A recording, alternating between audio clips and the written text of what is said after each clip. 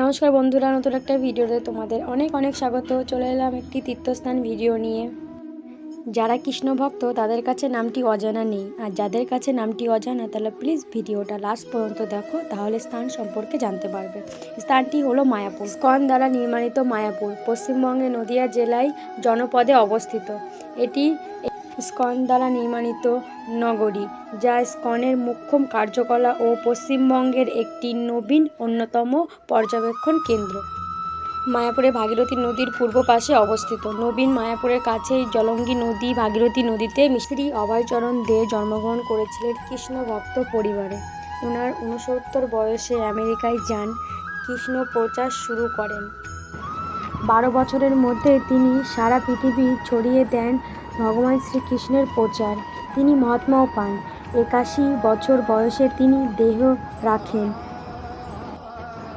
তার মৃত্যুর পর শিষ্যদের অপার পরিশ্রম ও লক্ষ লক্ষ কৃষ্ণ ভক্তদের সাহায্যে আজ সারা বিশ্বের কৃষ্ণ মন্দির তৈরি হয়েছে।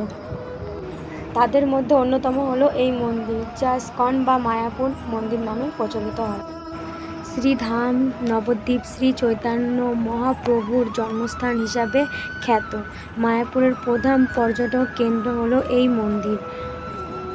মন্দিরে ঢুকেই দেখবেন ভোজন কুঠি। সুবিশাল মন্দিরে ভোজনেরও ব্যবস্থা রয়েছে। তো এখানে বিনা পয়সায় বিনামূল্যে এখানে ভোজন করানো হয়, কিন্তু এখানে টিকিট লাগে।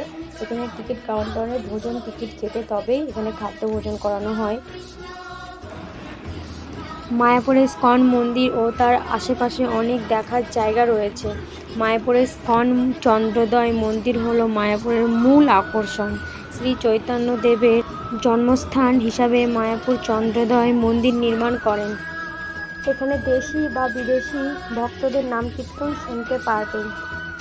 মায়াপুরে মন্দিরের ভোরবেলায় মঙ্গল আরতি ও সন্ধ্যাবেলায় সন্ধ্যা আরতি দেখার মতো। এরপরে রয়েছে সমাধি মন্দির।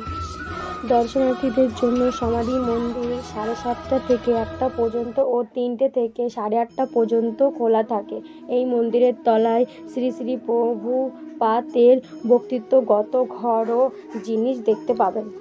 তবে এর জন্য আপনাকে টিকিট কাটতে হবে। তাছাড়াও এখানে রয়েছে অনেক মাঠ, সাদা ভবন, সঙ্গীত ভবন, নৃত্য ভবন, আরও অনেক কিছু ভবন আছে।